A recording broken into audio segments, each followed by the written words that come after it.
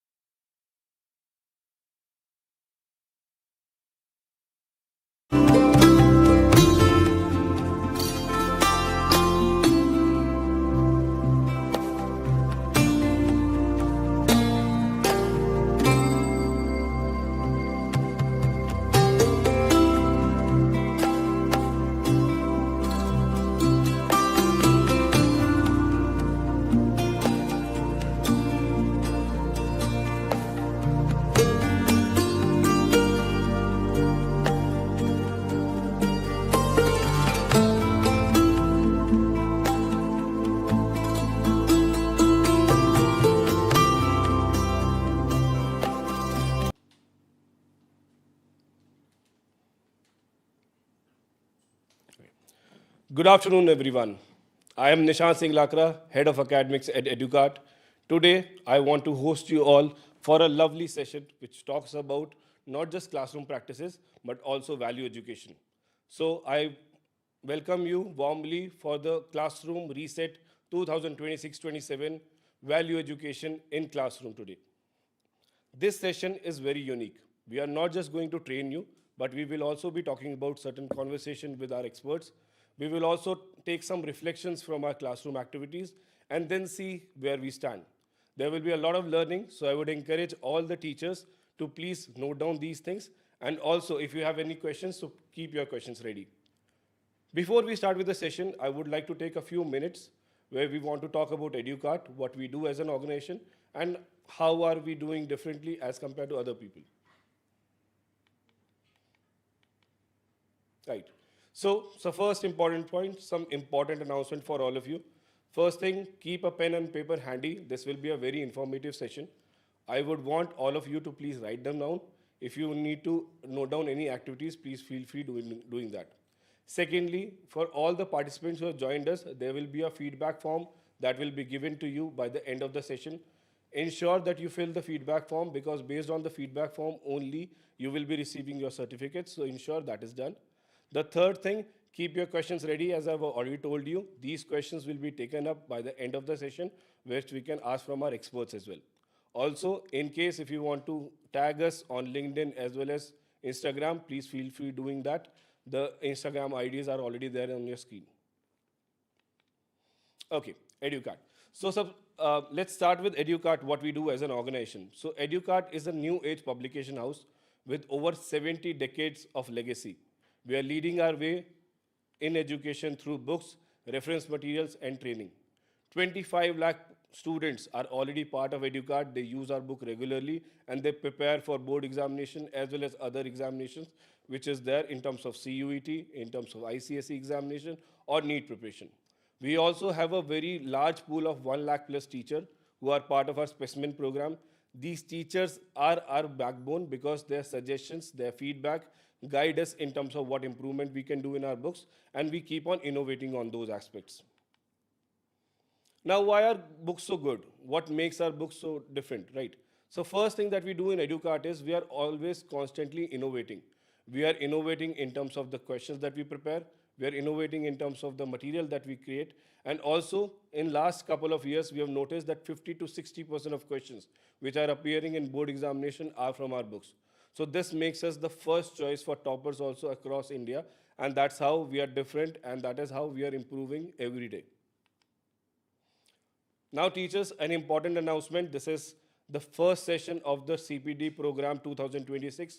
Last year, we conducted a similar program where we got a very huge response from teachers. Many teachers have joined them, and we conducted 25 hours of training through webinar series for all of them. This year also, the topic remains the same. This is as per CBSE. So we'll be focusing on three major domains. First, core values and ethics. Today's session, by the way, is focusing on core values and ethics. Second, knowledge and practice. And the third domain will be professional development and growth. So I would encourage all the teachers, if you want to have your 25 hours of training conducted by us, this will be very innovative, done by the principals, leading principals from Delhi, NCR, as well as from Pan India. So I would request everyone, if you want to join this is the right time, and please join us on the same. These are few of our trainers. So if you see that the topic or the idea this year is that we are moving from a classroom, from a principal's desk to classroom activities. How a principal's vision, how their oversight, how their overview guides the teachers and ultimately the students. These are few of the trainers and many more principals will be joining us in the due course of time. Another thing that we do in EduCart very specifically, we have all known that NEP is talking about career guidance. NEP talks about that every child needs to be career guided properly in terms of career, not just in terms of colleges and admissions, but also in terms of stream selection. So this is one of the flagship program that we run where we are doing free career counseling sessions within the schools. And these career counselings are actually impacting students in terms of building their profile and building their portfolio for the future. We also have come out with a very innovative series, which is a test yourself activity. This is an exact replica of board examination. Basically, a lot of students, when they're going through test, when they're going through board examination, they feel anxiety within them. So this booklet help them out in terms of understanding what are the do's and don'ts and how can they manage their time limit and as per board examination. So this is another thing that we have introduced. This is an activity that we do within the classrooms. This is known as test yourself activity, where 4 subjects are tested and 40 tricky questions. These are competency-based questions which are given to the students. Based on these questions, the student takes these activities and there's a self-reflection that is done at the end of the day. The self-reflection helps the child to understand whether they have done it right or wrong or how they can improve themselves in future tests as well. One more announcement. So this year what we have done is we have come up with a very exciting book. This is known as One Shot Workbook, specifically for grade 6 to 8. This is a very brilliantly created workbook which tests competency-based questions in the form of worksheet. These are perforated worksheets given to each and every one of you, and these can be taken as class tests as well. One of the benefit of these worksheet is that this can be used as remedial planning for teachers as well as for a PTM discussion also. So it comes with a very beautiful progress card. The progress card is given in such a way that the teachers, they are able to mark the weak topics and the strong topics for the child. And this can be shared with the parents to have a better discussion on the progress of the child in terms of planning their studies. Another thing that we help the teachers out is a teacher's manual. Basically, there's a lesson plan created for each and every chapter as per new NCERT books. These lesson plan helps the teacher in terms of understanding activities, interdisciplinary correct, 21st century skills, and also art integration and sports integration within their classroom. The idea is not to give them a standard lesson plan, but also to give them an insight where they can improve their existing lesson plan and they can make it better for their futures as well. Okay. One more thing is our question bank. So this year, again, very excitingly, we have created a question bank. This question bank is a colorful one, which comes with multiple color. The focus is on 2 things. A proper theory is given in the question bank, which relates to real life examples. And then the theory, after once the child is done with the theory, then we give them all sources of questions as well, which is in the form of the typology of question, MCQ, long answer, short answer, case study based question, and also to help them prepare on competency based question. We all know that CBSE has mandated 50% of questions will be based on competency, right? So this helps the student in terms of preparing better, both in terms of theory as well as in practice. Just to give you an idea, we have created a very innovative assessment this year. This is known as 30 minutes challenge. So in 30 minutes challenge, what happens is usually when we take a test, so usually a teacher gives the question or the test and the child writes the answer. But here we have changed it. The question and answers are already given to the students, but within a question, there are few mistakes that is there. So the idea is, the challenge is the student has to identify those mistakes, and this gives a clarity to the teachers as well, whether the child has understood the concept or not. So this is the 30 minutes challenge. Along with that, one more thing that we do is after every test, after every unit, we give a unit worksheet. This worksheet is given to the students so that they can prepare better and they can test immediately whether they've understood the concept of that unit or not. Right? Now, taking you to the structure of the session. So this is the structure of the entire session. The entire session is divided into multiple segments. Very interesting segments. I would request everyone to participate. There are a lot of questions that I'll be asking from the teachers as well. So please be active on the comments. Based on your comments, we'll be taking up a few questions as I've already discussed as well. So this is how the session flow will happen. Now, introducing today's speaker. Okay. Our first speaker today is Dr. Neeta Bali, a nationally respected academic leader with over 4 decades of experience, is shaping India's most prestigious institute. Mr. Bali has led renowned schools including GD Goenka World School, Podar International, and institutes like Jaipuria Group of Schools. Currently, she is serving as a Director Academics at MVN Group of Schools. She continues to mentor school leaders and drive NEP alignment towards the school as well as for the students. Dr. Neeta Bali, we are honored to have you here. Thank you so much. Thank you. Pleasure.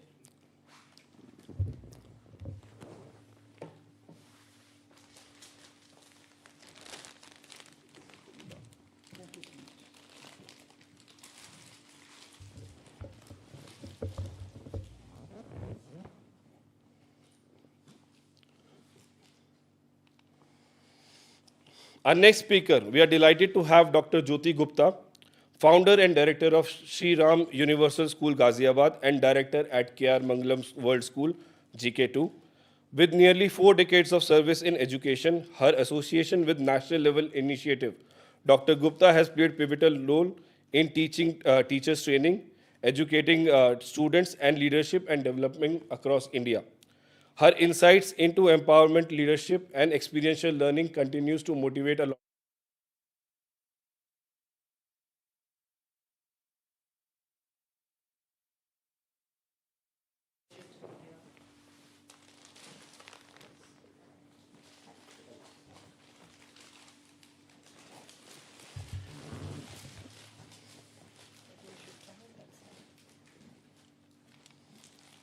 And last but not the least, it's my pleasure to introduce Mrs. Seema Jarat, Principal DLF Public School, Ghaziabad. She is a national awardee, has deeply influenced skill education and digital citizenship in India. Mr. Jarat has also played a pioneer role in CBSE flagship initiative and has contributed extensively to training teachers as well as educators across India. We are pleasure to have you, ma'am, here. Thank you. Thank you.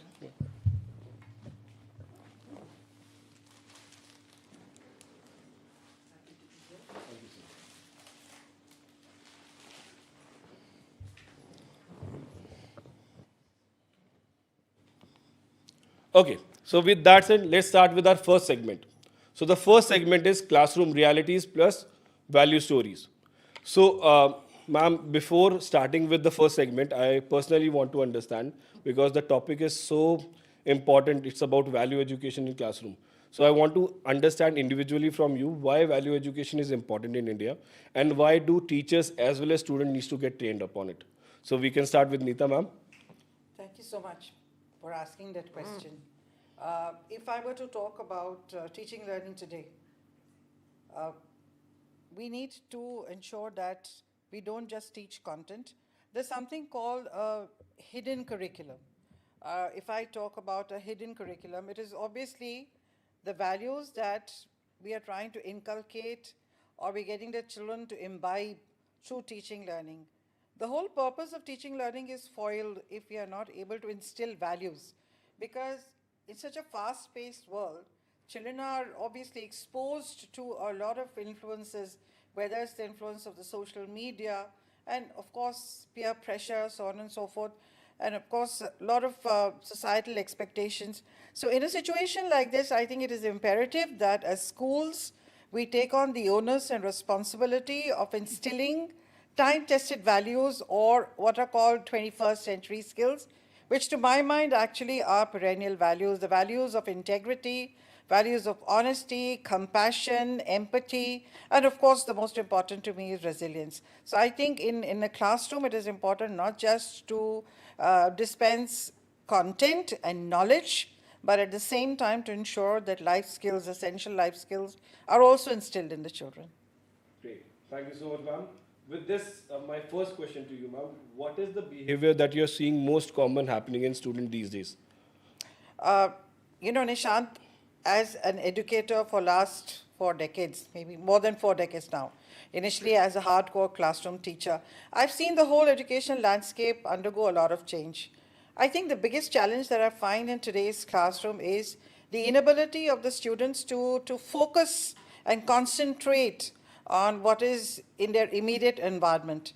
So a lot of students tend to lose interest very fast because their attention spans are extremely short, very, very poor. And then, once you realize that the attention spans are so poor, teachers have a huge challenge on their hands. And the challenge is to keep students engaged. The challenge is also to ensure that there are no aberrations in behavior and disciplinary problems. All that stems from the fact that we are not able to engage the children very fruitfully because children have very low attention spans. So I think it is very, very important. That's the biggest challenge. The biggest challenge is to retain the interest, engage students meaningfully in a classroom so that there are no disciplinary problems in the classroom, and teaching learning can happen effectively. I think that's the greatest challenge at this point of time. And children are not to be blamed because I think the exposure is such and the access to digital resources and media is so much. The engagement with also social handles. Everybody wants to put reels on Instagram. Everybody wants to be seen. So if everybody wants to be seen, their attention spans are going to be poor. And I think it leads to a whole host of problems. Like I said, poor teaching, learning, disciplinary problems, and multiple other things that happen because of, low attention span. Understood. Okay, ma'am. So, ma'am, on this aspect, if I want you to pick one value which you want to instill in child to fix this problem, what would be that one value? I think to me, I wouldn't want, there's no quick fix to this, challenge, so to say. There is really no quick fix. I would recommend that teachers need to be mindful, parents and teachers both need to be mindful, and of course, they must also ensure that there are certain mindfulness practices that they follow in the classroom. For example, when I often train teachers, I talk about brain breaks. After you've taught a little bit, give students a brain break. Let them do some kind of physical activity, move about around a bit, or maybe listen to a song or something. Give them a brain break, and I think then they're able to come back and able to focus a little more. But if I were to talk about one thing that I would want children of today, as educators, we need to instill, I think that one fact is that one quality is the quality of grit and resilience. Because we've realized after pandemic that life can be very, very unpredictable. So if life is going to be so unpredictable, we need to prepare the children to deal with that unpredictability and to be able to cope with it. So the ability to carry on in spite of the difficulties. So here is the thing, I think we need to build children into strong, resilient young people with a lot of tenacity. And I think that's one quality that I would want to instill in children. Very well, ma'am. Thank you so much. Moving to our next speaker, Dr. Jyoti Gupta. Ma'am, first of all, your perspective on what is value education and why students and teachers need to learn about it. See, education is not just about academics. Instilling values into the children and creating complete personalities out of them is today the focus of education. So it's not just about knowledge, but it is also about the attitudes, the dispositions, and the skills that we need to instill in the children in our schools. So values are very, very important. We are talking about Viksit Bharat. We are talking about India at 2047. What kind of people will be leading our country at that time, contributing to the economy, innovating a workforce? They are all in schools with us today. So we have to not just impart knowledge to them. We just don't have to go through the academics, but we are right now defining the entire personality of the children. So the all-round development of the children, the attitudes and the dispositions and the values that we are instilling are extremely important. Now, values cannot be taught as a subject, as a separate subject. It's like absolutely transdisciplinary, which is the responsibility of every teacher who is in the school, which is the responsibility of every peer in the classroom, which is the responsibility of every parent and every home from where the child is coming. So in school in 6 hours, we cannot teach them about Swachh Bharat. We cannot teach them about, being nice to people, being honest. We cannot teach them to empathize. So it has to be a part of the curriculum. It has to be transdisciplinary in nature. It has to be while the curriculum is transacted, while we are dealing with all the subjects, the academic subjects in the class, the values have to be brought in. At every topic. So it has to be mapped, it has to be transacted in a manner that the children live those values all the time, whether they are at home, they are with their grandparents, they are in the community, they are in their neighborhood, they are in the school. So it has to be a part of their entire being. Entire week, right. On that note, ma'am, because we understand that the student spend significant amount of time with their class teachers as well as with their school teachers, right? So, as a principal, what is the biggest challenge that teachers have come up to you in terms of handling the students when we talk about value education? So there is a lot of conflict between, the way the children should grow and the way the children are growing today. Neeta ma'am just spoke about the exposure of the children to the devices, to the social media. So the children are not just exposed to home and the school today. They are not just exposed to the community who they know directly. They are directly in touch with.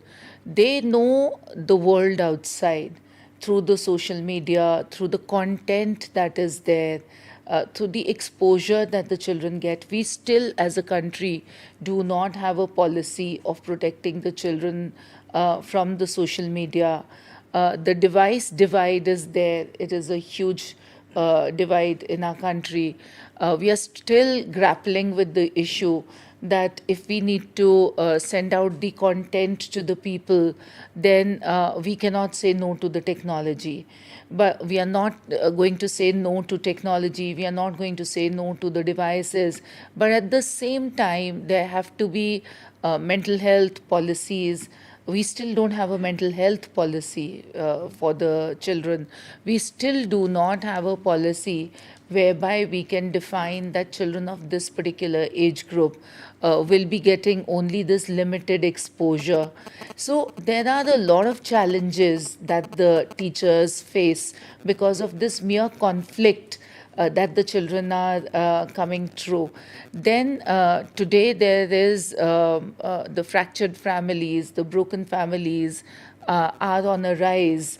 We see the single parenting, rampant in our society.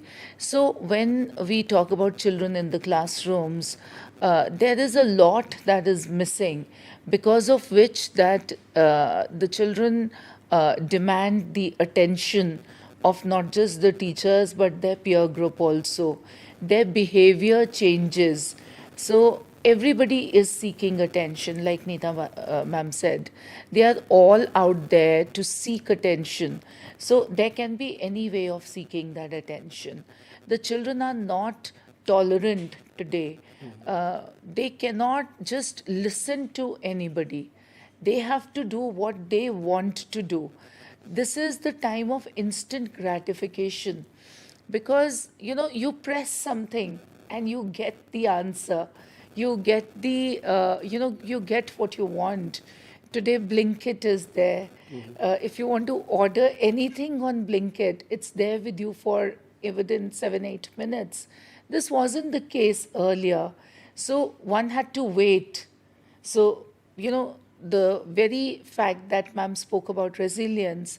So, whenever you have to wait for your turn, whenever you have to wait for something, the instant gratification is not there, you tend to listen to people. So, that is missing. Second thing that is really missing is the courage of conviction. So, children today are not courageous. So they want to shove and push everything under the carpet. They are not ready to face any situation or anything. The UNESCO report of 2023 talks about 14,000 suicide cases amongst the adolescents in India. That's an alarming situation. So when you do not have the courage, when you do not love yourself, when you're not convinced about your own self, it is a very dangerous situation to be in. So they will become good human beings, they will help others, but they need to first help themselves. So the biggest value that we need to give today, I know that's going to be your next question, should be the courage. So the children should have the courage to own up if they are wrong, to Right. be able to share it with others. So once they have the courage, they will never go on to a point of no return. Right, wrong. I think, ma'am, this is what is happening as well. We all are seeking for validation from outside, and that creates even bigger problem inside as well, because again, we are not happy with what is happening with us. Right. So on this, ma'am, you talked about courage, right? One thing that comes to my mind is, do you believe students right now are more fearful of failure? There's a fear of failure within them, and they do not want to condemn. Absolutely, absolutely. And the figures that I quoted are actually stemming out of that also. So, constant validation you spoke about, that is something that is around them. Along with that, the very small policies that we created for the past 2 decades, almost a decade and a half, the policy of no detention went around the entire country. All boards followed that. Up till class 8, everybody needs to be promoted. Of course, I will not say that physically harming the children is something that, that's good. But at the same time, ticking off the children or telling them what is correct, or not giving them what they want all the time, saying no to them sometimes, is like really important. It all begins when they are small, when they cannot take no for an answer. They want instant gratification. They want the parents to provide them with whatever they are asking for. And later on, when they grow up, they want everything and they want to pass in everything. So, whatever they have thought of, if they are not able to get successful in that, they get very upset. And once they get very upset, they don't know how to deal with that. So, I would say sports is something that teaches you the value of failing and learning through the failure. So कैसे आपको गिर के उठ के दोबारा finishing line तक जाना है, ये सिर्फ स्पोर्ट्स सिखाता है.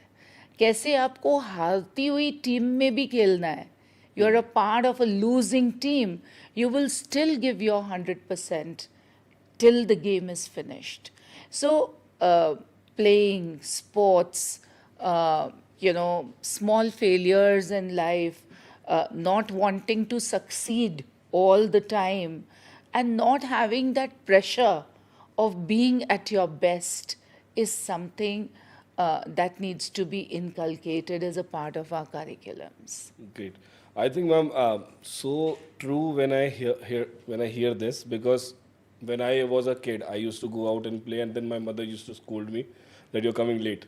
And now it is other way around, that mothers are scolding them, please go out, and students are not ready to go there. Right. Absolutely. So I think very nicely, ma'am.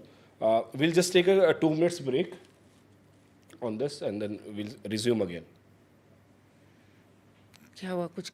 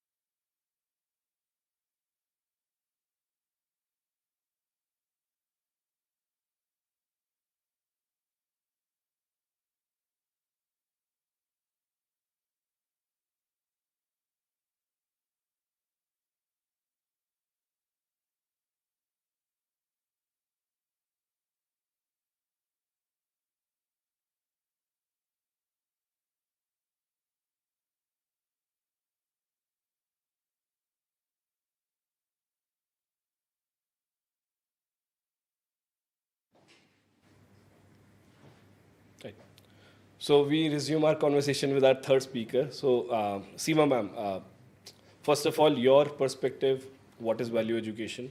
And why should a teacher, why should a student learn about value education?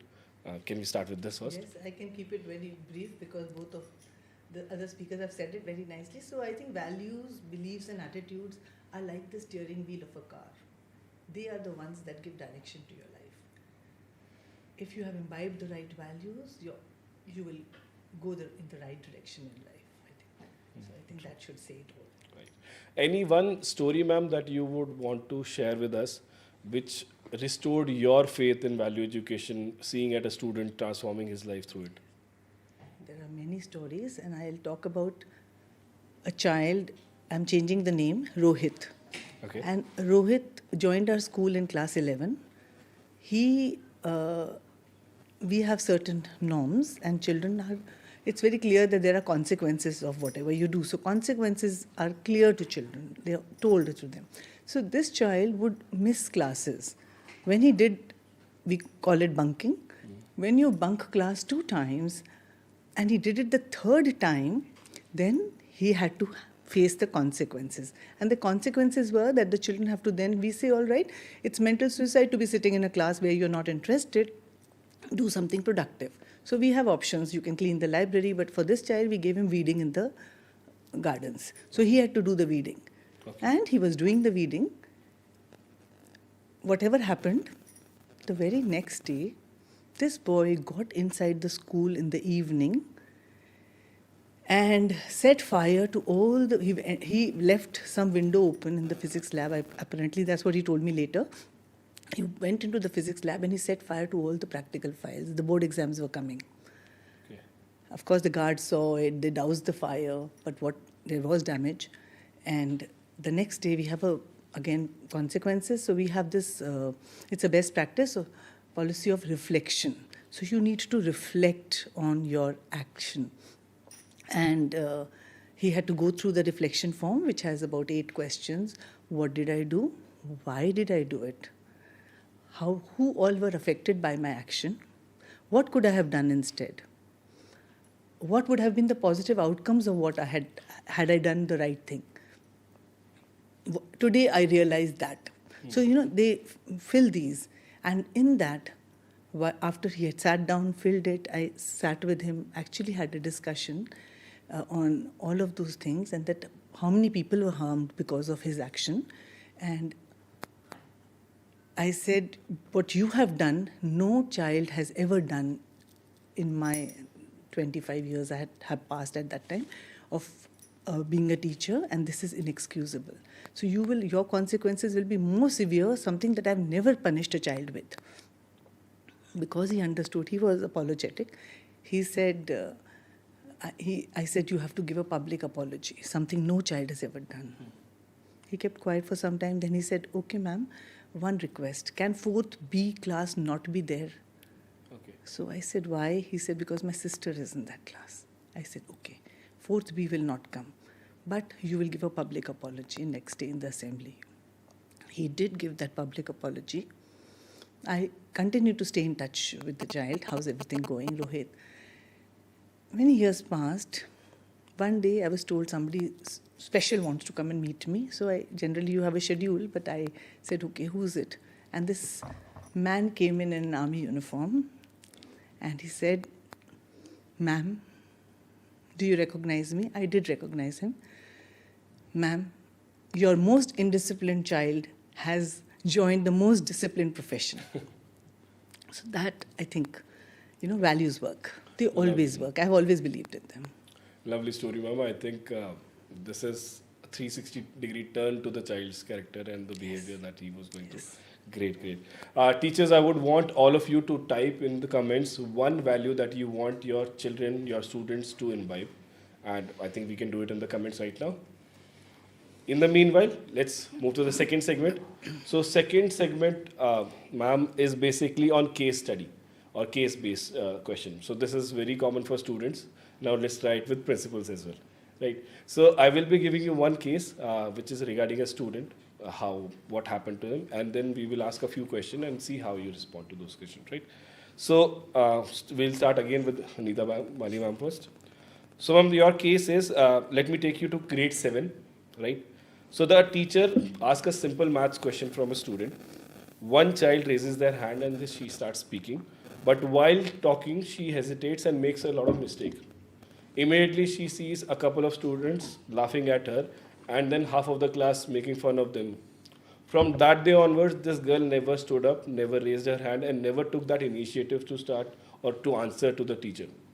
So now basically a principal walked in, Anita Wali ma'am walked in, and you witnessed this situation. How would you handle this situation? What will be your reaction towards the class and towards the child? Sure. So I think that's a very common situation in a lot of classrooms. Children need to be sensitized. So generally, when we start, the session starts, we often tell teachers, as an administrator or as a teacher, as an administrator essentially, I always tell teachers that there should be some essential agreements which are created, 4 or 5 or 6, whatever number, which are co-created by students and teachers. And these essential agreements are always displayed right from class 1 to class 12. These essential agreements are displayed on a board in the classroom. And one of the things that feature on this list of essential agreements is the fact that we will respect other, that we'll respect differences, that other people with their differences can also be right. Okay?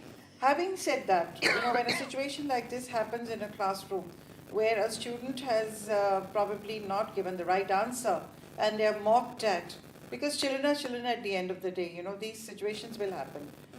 I would, one, of course, very firmly and very clearly, but not in a judgmental manner, but very firmly, I would probably tell the class to maintain utmost decorum in the class. 2, I think it is important that we as teachers give very clear, unequivocal messages to students to say that you cannot scoff at somebody, you cannot mock somebody. Today, this child is in this side of the table, you could be in her place or his place, and you could make a mistake and somebody else would mock at you. So we need to be very mindful, because mocking at somebody is very hurtful for the person who's being made fun of. So I think first thing first, as somebody who controls the classroom environment, as an educator, it is my responsibility to ensure that children are told firmly that, indulging in this kind of derogatory behavior towards a peer is completely unacceptable.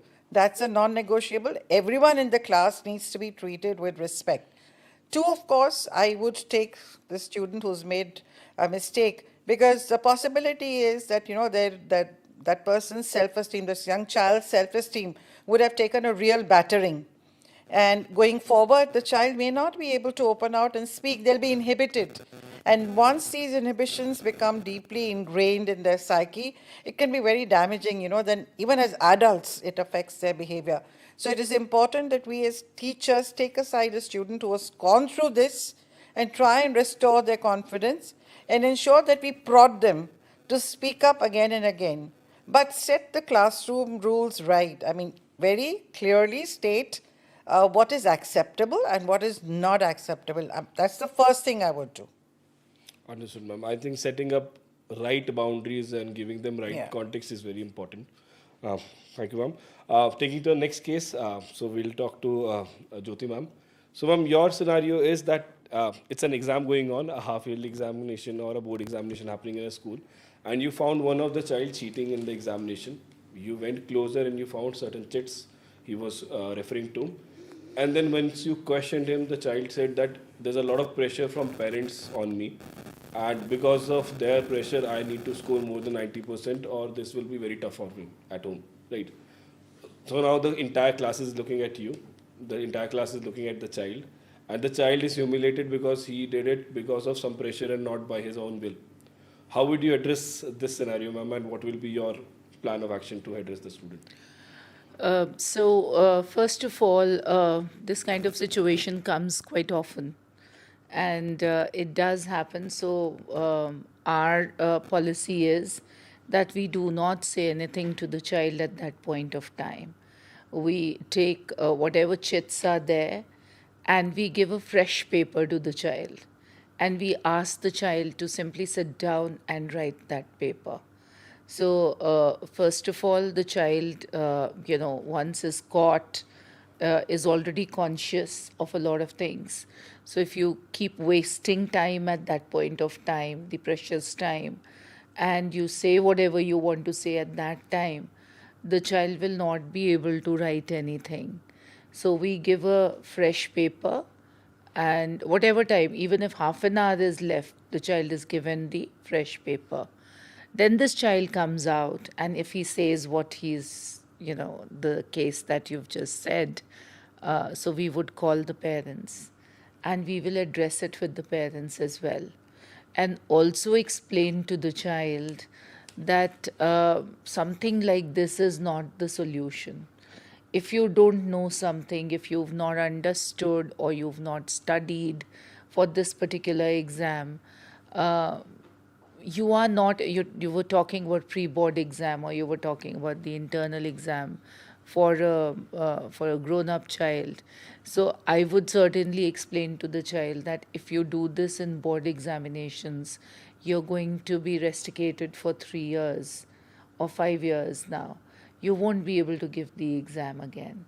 But if you don't know something, it is better to write what you are writing and then give the improvement exam, or not give the exam at all and appear for a compartment or give the exam later, because cheating is not the way forward.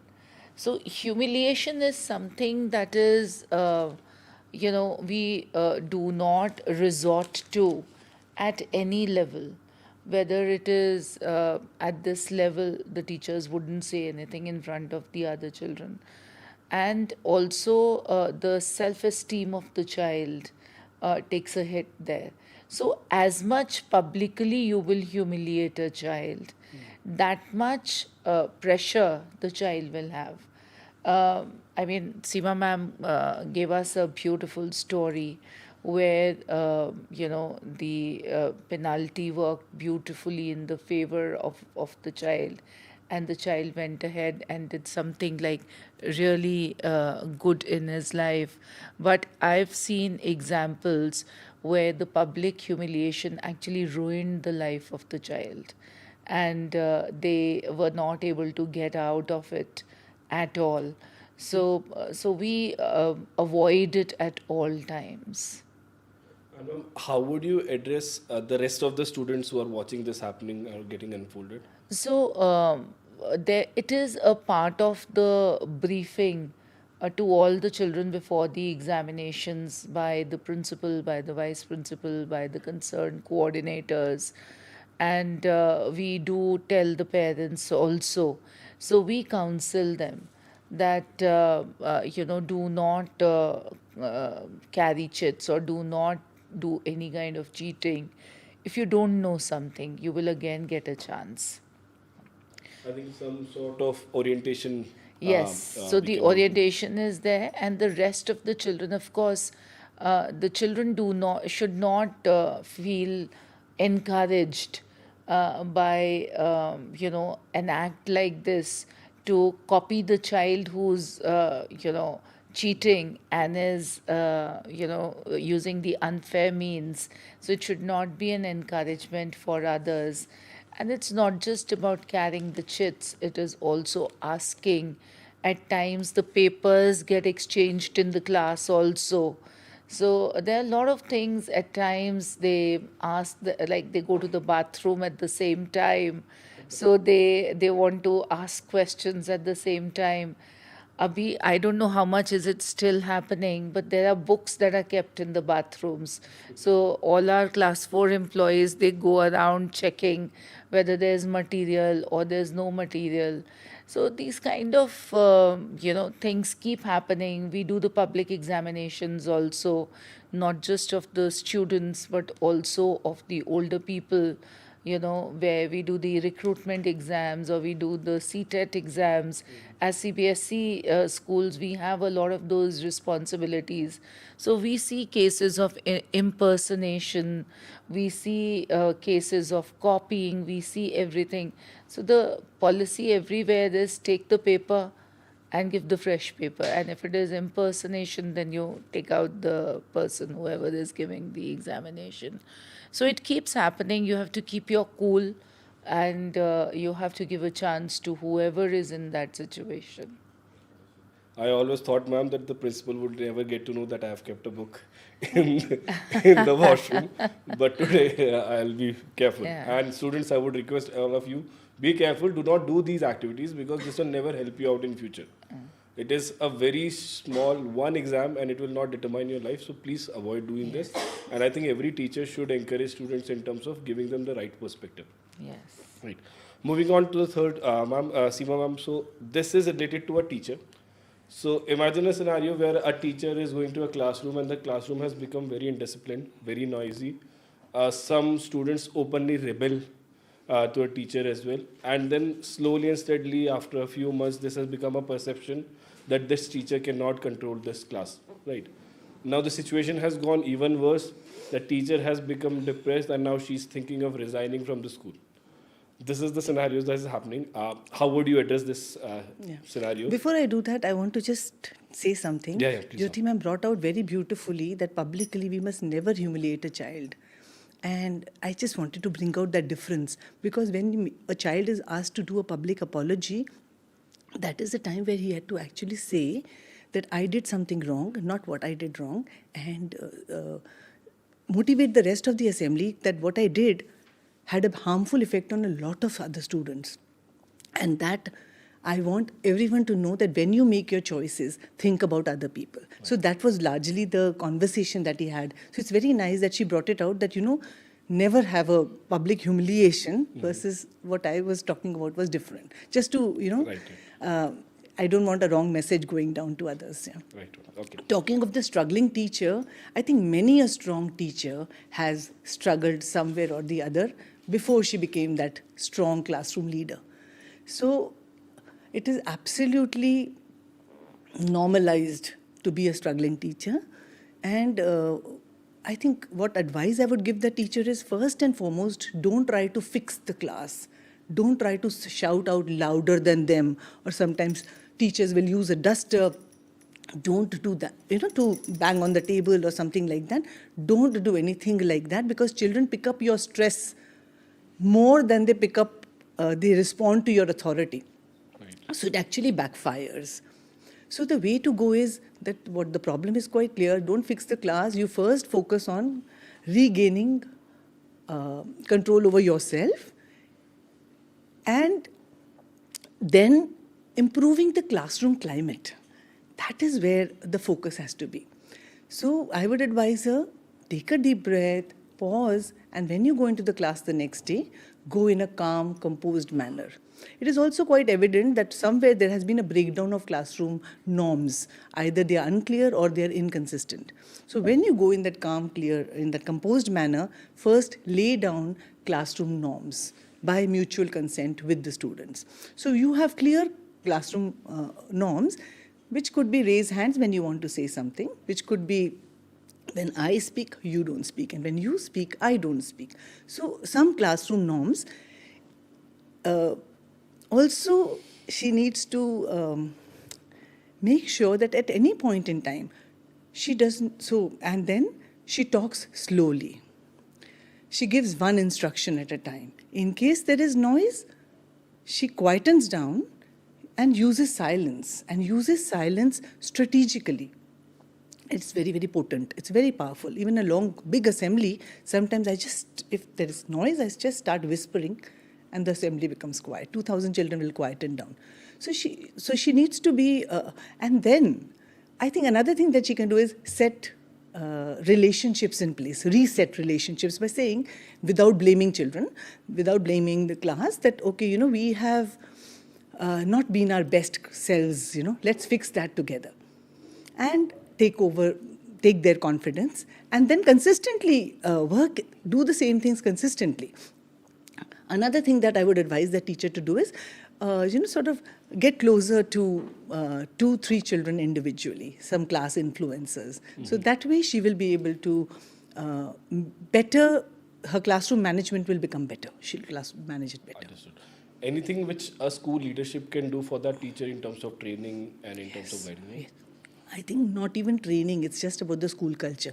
So, school, as a leader, I've actually done it. So, it is very important to say that it is a very professional thing to ask for help. So, usually, if the school is not a safe place and it is not considered safe to ask for help, the teacher is going to have a problem. Second thing is praising in public and criticizing privately. So, public criticism can actually destroy the safe space. So you need to create that safe space.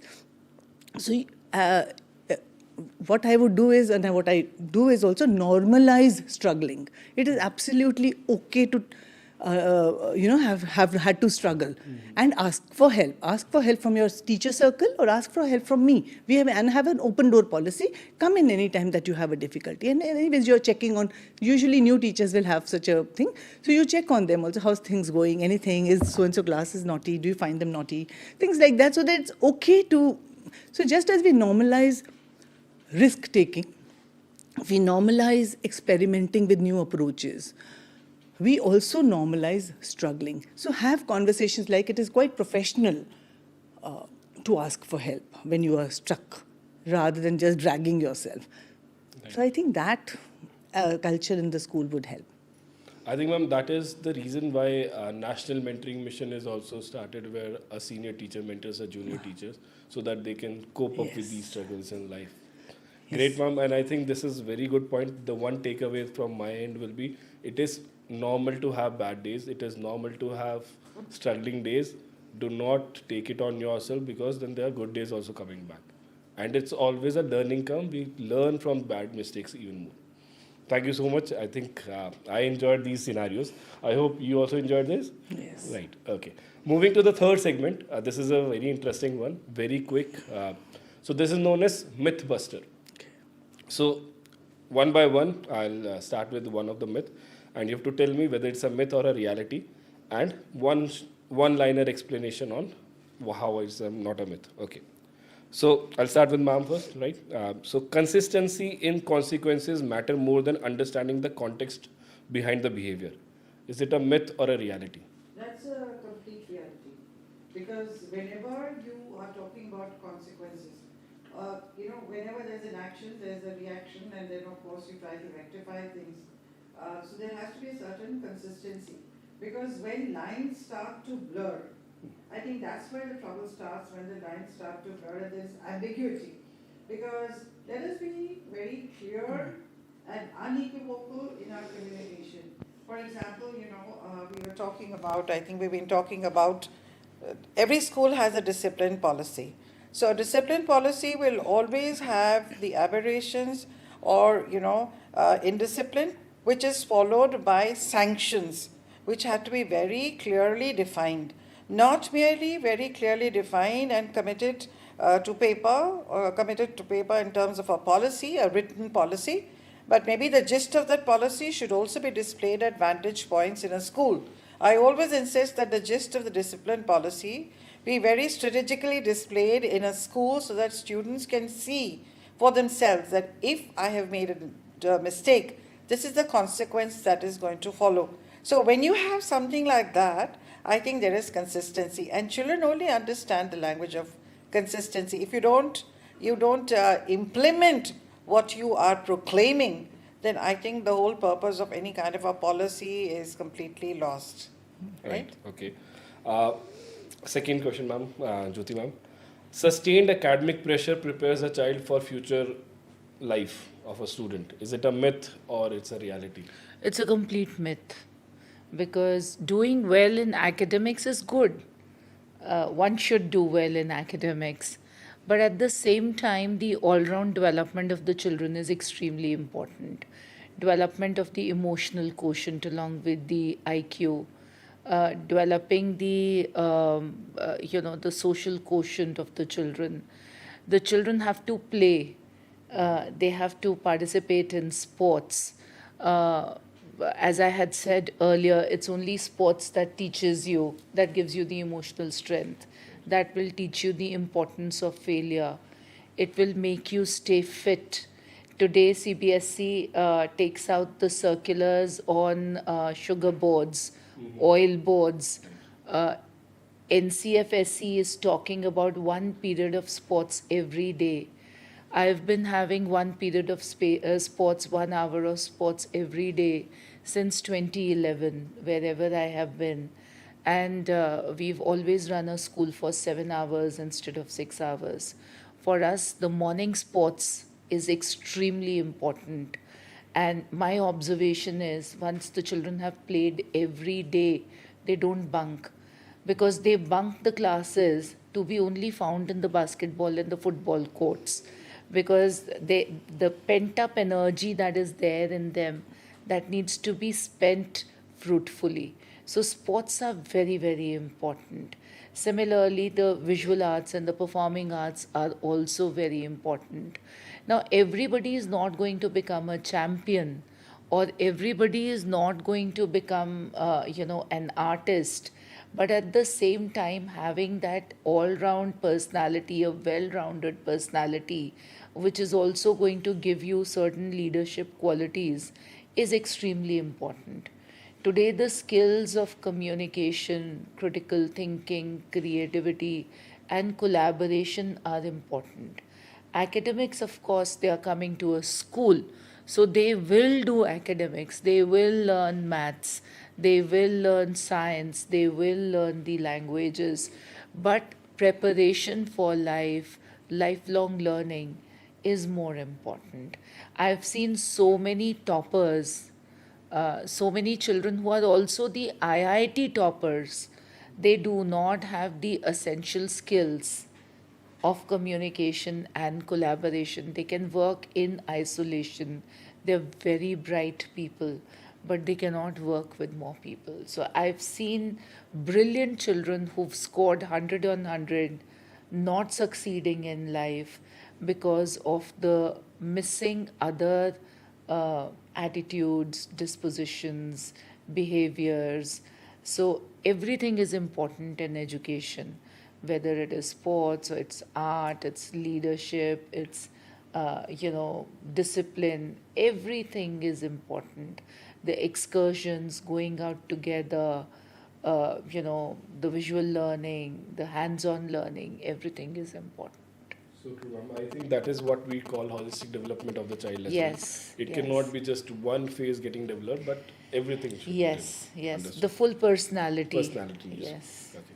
Ma'am, the third statement, allowing space for repeated mistake risk lowering academic seriousness in students. Is it a myth or a reality? It's a myth. You allow mistakes and then correct them, remediate them, because making mistakes, again, in a safe school, it is good to make mistakes because you learn more from mistakes than you learn from success. You learn more from failure than you learn from success. Somebody makes a mistake, they understand that mistake, they own that mistake, they realize what they could have done instead, and that's what we'd call reflection at our school. Once they realize what they could have done instead, and after that also if they repeat a mistake, which does happen with children, some children will not come onto the right track at one go. It is okay. But the important thing is that each time, consistently, you go back to them, remind them of the consequences, make sure they have to also bear the consequences, and I think it will help. It works. Okay. Our next statement, ma'am.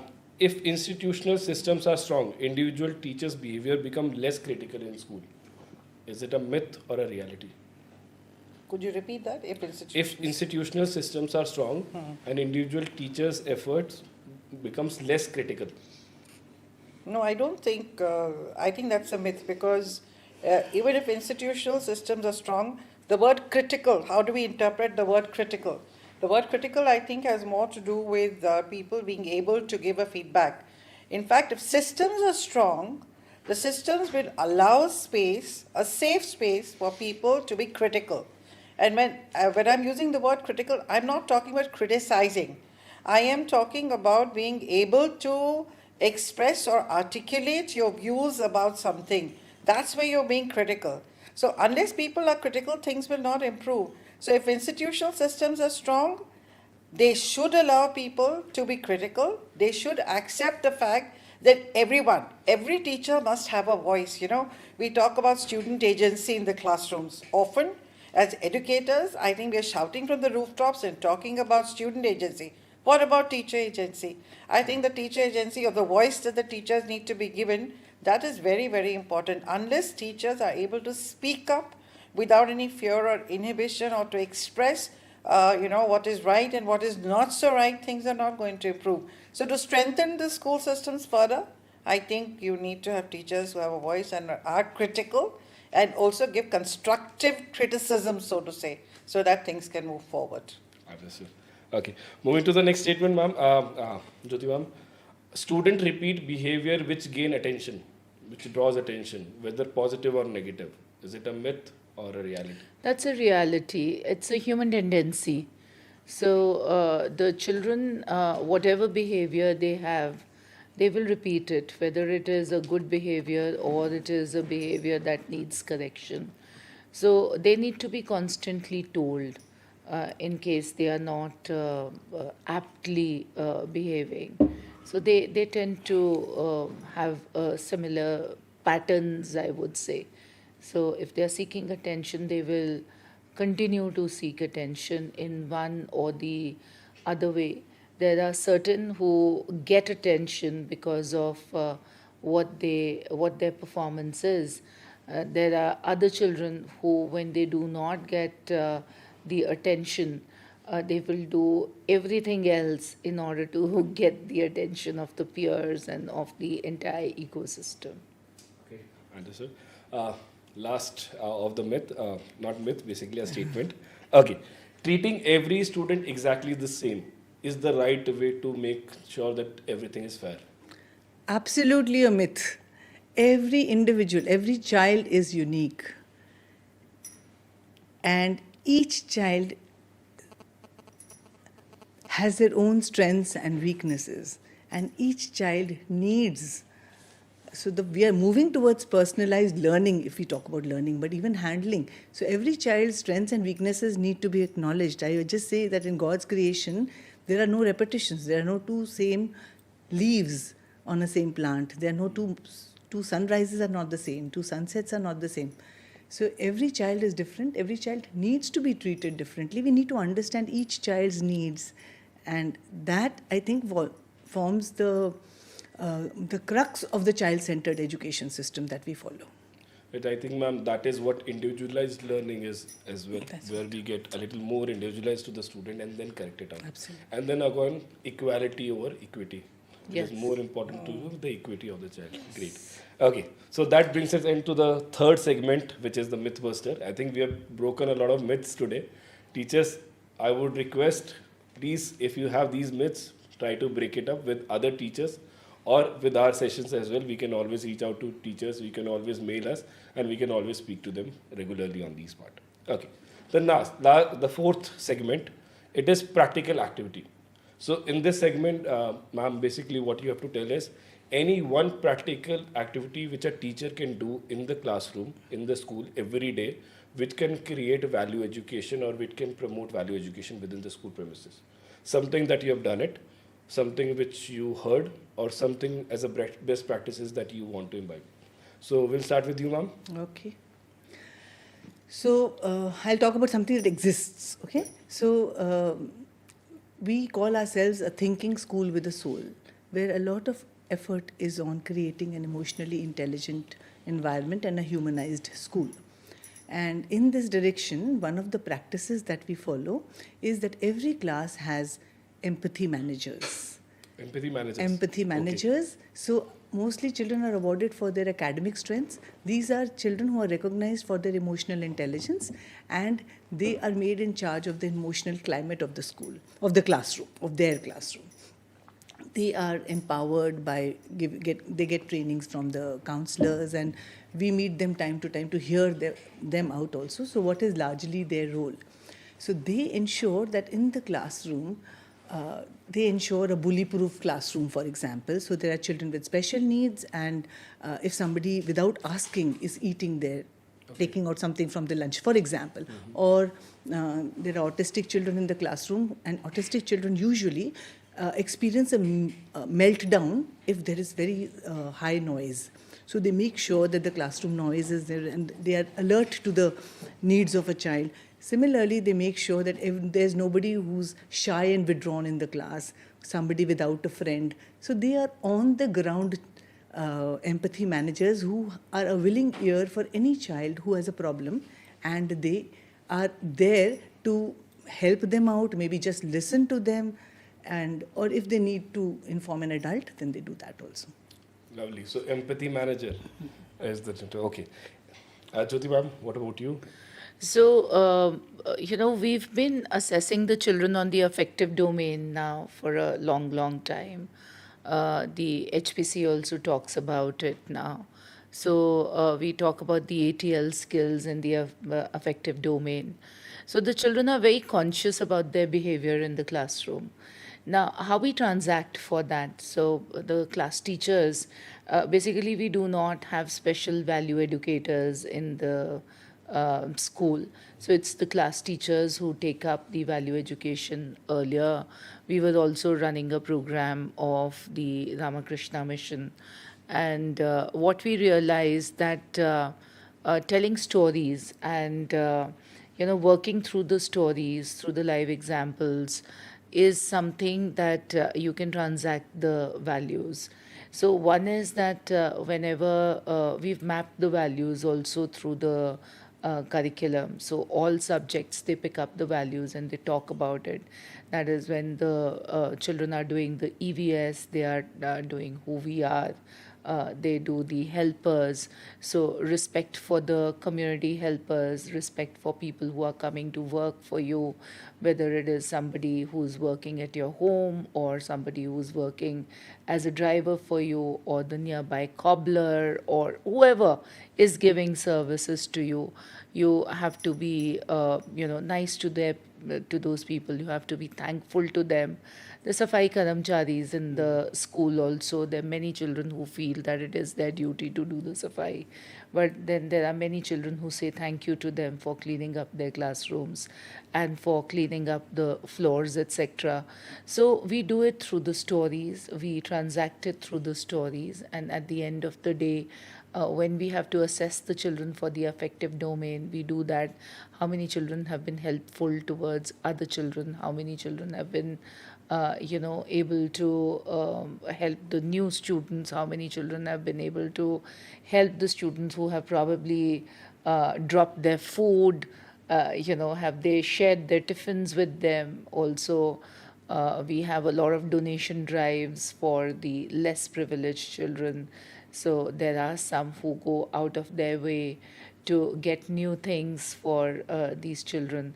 So it's through a lot of activities that we transact the value education, and it is a part of the curriculum. So very beautifully it inculcates all these values into the children. Okay. Thank you so much, ma'am. Neeta ma'am, what activity which you would like to suggest teachers which they can follow? Sure. So I'll talk about what is it that we do in the course of the day. One, I'm a great believer in the statement that values can never be taught, they're caught. And values have to be instilled very unobtrusively, because you cannot be giving students a sermon. I mean, gone are those days when you could stand there, as a young teacher, I remember very clearly that we used to have moral science classes in a convent that, where I was teaching. You had a designated period which was supposed to be a moral science period, but it doesn't work like that anymore. Having said that, I think a few things that all schools continue to do, as Jyotiji very rightly said, that you have to create opportunities for students to imbibe values. Now, how do you create these opportunities? So I am a great believer in clubs like the Interact Club, which are an offshoot of the Rotary Club. So in all schools that I'm associated with, or wherever I have been as a director or a principal, I've always made sure that we initiate the Interact Club. And through the Interact Club, children are allowed opportunities for social outreach. So when they go out and visit an old people's home and actually spend time with the old people, that's where I think they realize the value of showing love and giving attention to the older people at home. If you give them a sermon or teach them through a book and say, pay attention to your grandfather and your grandmother, it's not going to work that way. But when you actually send them to an old people's home and they see the way people who are old and lonely and are living in an old people's home, I think their levels of empathy go up substantially. It goes up by many notches. So one, of course, is through these various clubs that we are able to instill the values that we want to instill.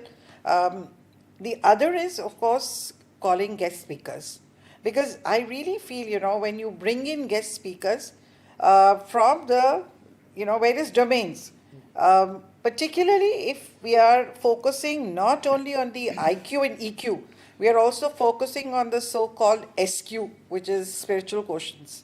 So when you bring in speakers from outside who belong to the world of spirituality, I think young people are able to relate very well to most of these speakers because they realize, again, most of these speakers are very accomplished and they bring a whole, wealth of wisdom with them. So they're able to relate very well with these speakers. So when they hear a lot of, when they interact with these speakers, the takeaways are great. The other is regular classroom practices. I mean, this is just two instances of what we do. It could be somebody from ISKCON, it could be, any organization for that matter. Third, for senior students, we always create towards the end of the day. For older students, we always create a little, short time, for a time for prayer and reflection. So the day ends with a prayer and a few moments of silence, which are dedicated to reflection. What is it that went well in the day, and what is it that did not go well, and what is it that I can do to improve it tomorrow? So the older children, I think, are able to learn this way, and also through conversations with teachers who are encouraged to have conversations, not just teach in the class, but also set aside some time for reflection and conversations. For younger students, we start, very often in the younger classes, the pre-primary and the primary, we start with affirmations. All boards now are talking about affirmations. I'm also a great believer in affirmations. I think when I start my day, often, I look at a set of affirmations. Sometimes these affirmations will come from strange sources, from Instagram. For instance, this morning I heard a little reel by, an old reel by Bruce Lee that says, I'm a winner. Today is going to be a great day. So 3-4 affirmations which your day starts with, for younger students, their days start with affirmations. So when you're constantly, I would say bombarding your psyche with these positive statements, they are going to seep into your subconscious. And I think that our whole purpose is to make sure that young people grow up as optimistic, positive, and resilient people. So we have affirmations, as I said, as daily practice, and of course prayer and reflection for the older children. Great, great. I think teachers, this would have given you an idea what all we can do with the students to build in these values, right? This brings the end to this segment. The next segment is a very interesting one, and here we have to be a little quick. So this is known as rapid fire round. What I'll do is I'll ask you a few questions, and whatever comes to your mind first, we'll have to speak. We cannot take time on this. We have to be very quick, right? So we'll start with Jyotiba first. Sure. Right? Okay. So I'll start with questions and then you can respond. Okay. One classroom rule that builds value better than any lecture. Stories. Stories, okay. One behavior you will never ignore no matter how small. Self-harm. One sentence every teacher should use more often with students. Appreciation. One mistake teacher make while correcting students' behavior. Shout at the children or humiliate the children. Okay. If you could remove one habit from classroom tomorrow, what would it be? Punishing any child in the class. Punishing any child. Okay. One value student learn fastest from teacher's behavior, not by teaching, but by observing the behavior. Shouting. Shouting. Okay. Great. I think, ma'am, you did really well. This is quick. Right. Okay. So next, we'll move to the Seema, ma'am. Let's talk to you. One value which is more important than marks in long run. Life skills, I think resilience, flexibility. Okay. One situation where teachers unknowingly compromise value. When they are in a hurry, they usually are focused on covering the syllabus, rushing through things, and that usually compromises backfires. value, right? Yeah. One phrase teachers should stop using immediately. Did you understand? Ask a question to check understanding. Don't say, did you understand? Yes, ma'am. Any doubts? Okay. One way to respond when student admits a mistake. I am so proud of you. You are showing me courage. I'm very proud of you. One habit that builds student responsibility over time. Giving them opportunities, I think both of them said it, responsibilities. Giving them, when you give somebody responsibility and they do it, they belong. Same as empathy manager. Because they have got a responsibility, values are happening. They change. Right. Leadership, anything. Lots of opportunities that we give in schools. One classroom moment where values matter more than syllabus. I think all classroom moments, value matters more than syllabus. Otherwise, you're not going to reach where you want to reach. Right. They always matter. Chalo. Great, ma'am. Thank you so much. A huge round of applause for you. Thank you. The last, but not least, okay, speaker. One leadership decision that impacts students' values the most. I would say consistency, because if you're consistent in your behavior and you walk the talk, children are going to get the message right then. Okay. One student tradition that truly builds character. The ability to be able to give back to school. Those who pass out from school, the alumni, must make it a point to come back and give back whatever they have received from the school. To show their gratitude, they need to give back. Okay. One teacher quality every school must nurture in an individual. I would say every teacher has to be a lifelong learner. Teachers have to know that if they don't train, they don't upgrade their skills, they are going to become obsolete. So every teacher, every time you have, training sessions or you have CPD and so on and so forth, don't start to curse, the principal and say, this is eating into my private time. It is important that you're lifelong learners, otherwise you really become obsolete. Okay. One policy that school often underestimate but should be strengthened. I would say the policy on using digital devices, because often, particularly in the international schools, students have very easy access to digital devices, but you have to have firewalls and you have to define boundaries very clearly, otherwise there will be misuse. Okay. One behavior adults must model consistently in school. Tolerance, and the fact that we show through our behavior and through our statements that other people with their differences can also be right. Only then can we ask children to be empathetic and tolerant. Okay. And the last one, one change school should do to strengthen value education within the premises. To strengthen value education, as I mentioned when I was speaking about the Interact Club, I would urge all school leaders to ensure that we don't treat value education as a standalone subject. It is not a subject.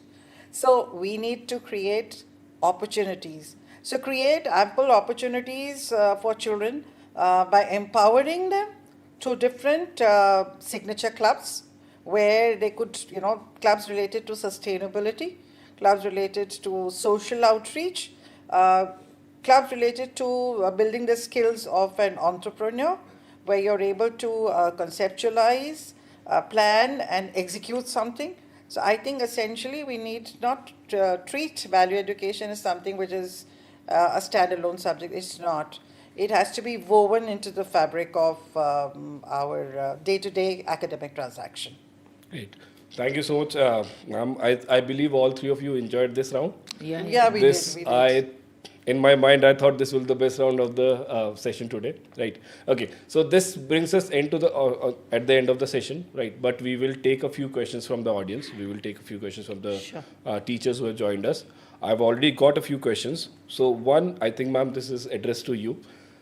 So one of the teachers, they say is that we want to do more sports activity in the school, but because of the time and the paucity of the time, plus the syllabus completion is always on our head. How do we make time for students to have more such sports classes going on? So I will share my model. I mean, thank you for the question. I'll share my model. As I said, I've always had this model since 2011. Our school is a 7-hour school. In the morning, we give sports to all the children, and classes 9 to 12 plays in the morning from 7:30 to 8:30. 8:30 to 9:30, the middle school plays. Then 9:30 to 10:30, the children from class 2 to 5 play. Apart from these 1 hour of sports every day, we also have chess, taekwondo, tennis, and skating as a part of our curriculum for the primary school. All our children learn these four skill games because one is a hand-eye coordination, another is a balancing sport, third is of course a cognitive game, and the fourth is the self-defense. So the time has to be made, and the new curriculum framework, school education, talks about one period of sports every day. So we have about 22 coaches coming in the morning, apart from some coaches who are there permanently in the school. And it's not a very expensive rollout for the managements also.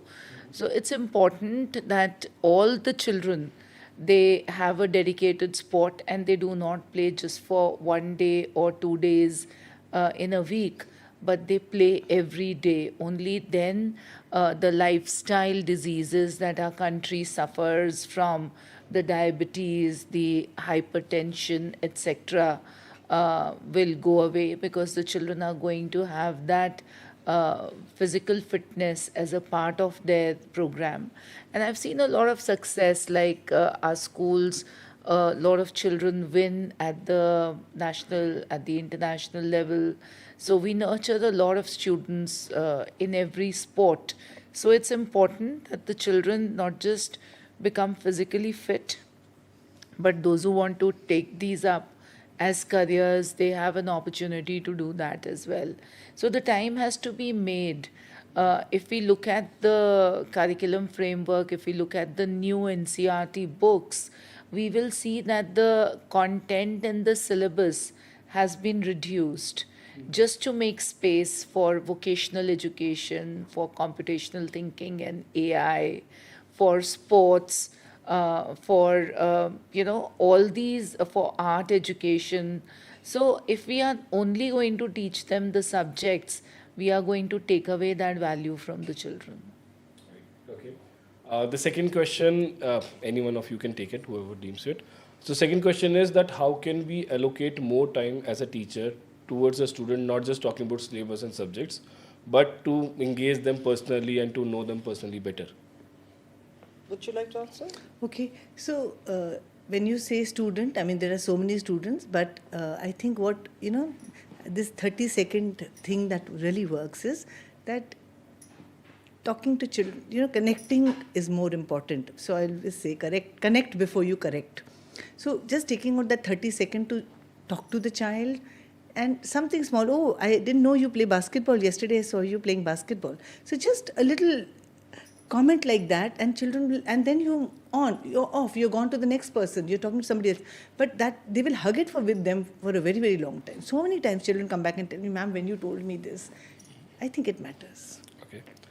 The third question is basically, ma'am, due to social media, a lot of students now are just engrossed in their phones.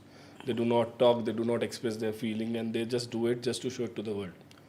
How can we bring those students back with the help of teachers, where they understand that social media is important, but your real friends which are sitting next to you are even more important? So how can we address this issue? So this can be addressed very effectively by schools I think all schools should have, as I said, guest speakers, experts at their respective fields.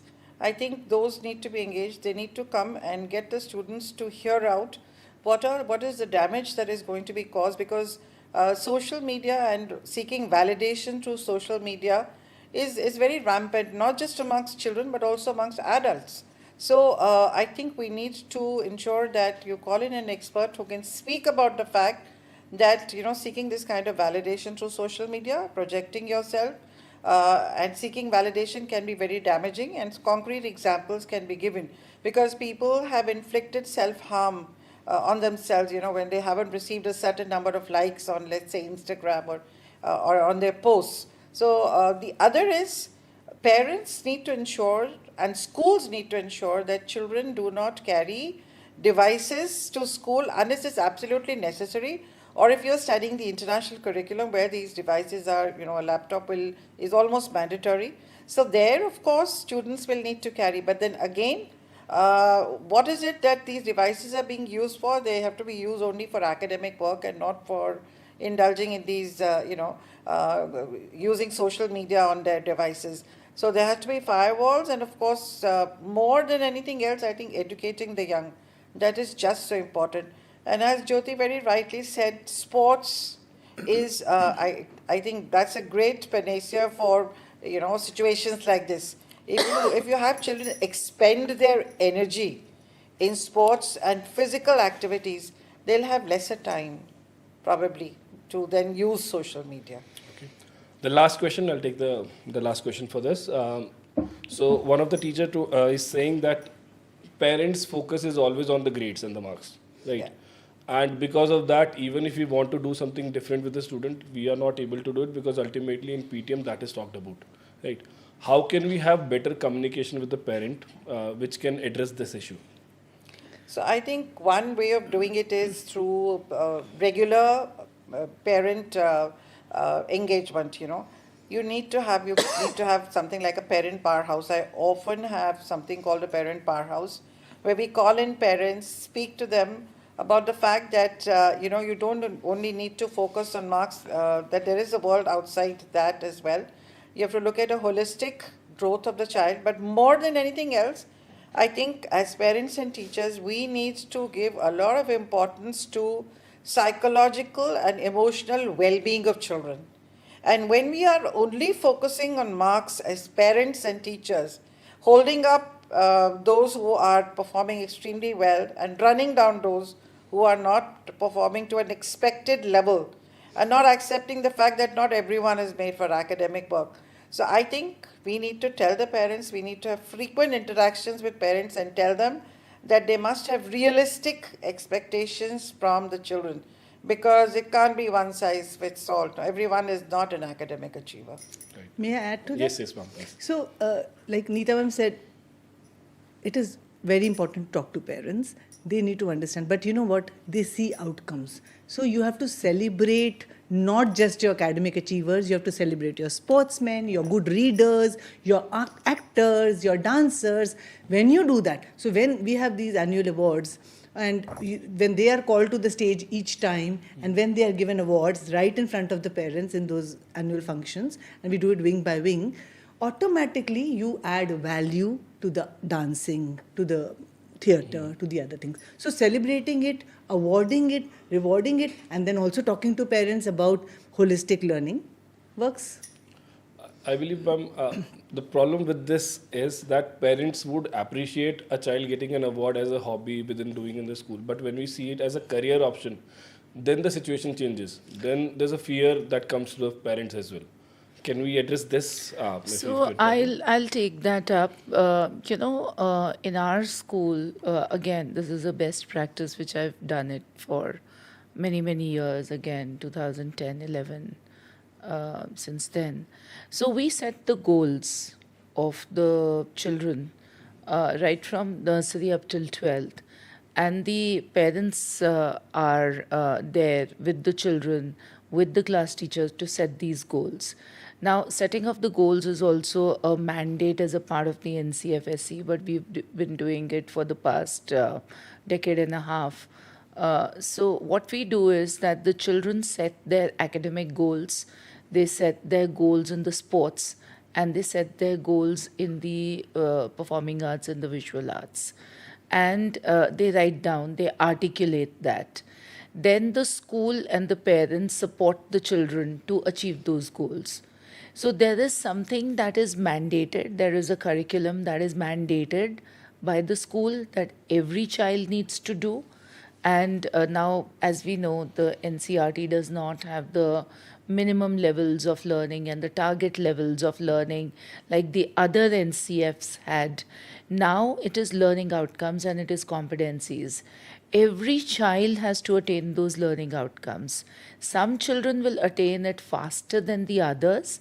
Some will take a little more time, but everybody will attain those learning outcomes. So when we articulate, PTMs also for us are not a single day affair. So we have PTMs after school hours, and we don't meet more than 5, 6 children of one particular class on one day. And the teachers spend good 20, 25 minutes with every parent to discuss everything about the child. So when they set their goals in the beginning of the year, they need to articulate that for academics, what is my target, what's my goal, what's my short-term target, what's my long-term target. And these are like the SMART goals, which are specific, measurable, attainable, time bound, and realistic. So when the entire family sits together and they articulate it, then there's a lot of acceptance. And it's also what do they want from the school? What help do they want? Like we have the PCC classes also, the personal contact classes for academics, for sports, for visual art, performing arts, everywhere. And what support does the child need from the parent? So that way. So अभी वो ज़माना नहीं रह गया कि पढ़ोगे लिखोगे तो बनोगे नवाब, खेलोगे कूदोगे तो होगे खराब. अभी नहीं है वो. So there are careers even in sports. So earlier we would say do not take physical education as a subject when you're taking commerce, but sports management is a field today. Earlier, we would say do not take biology and mathematics or biology and computer science together. But bioinformatics is a huge field today. Computational biology is a huge field today. So the times have changed. So it is not important that the child only does predictable subjects, predictable courses, and does well.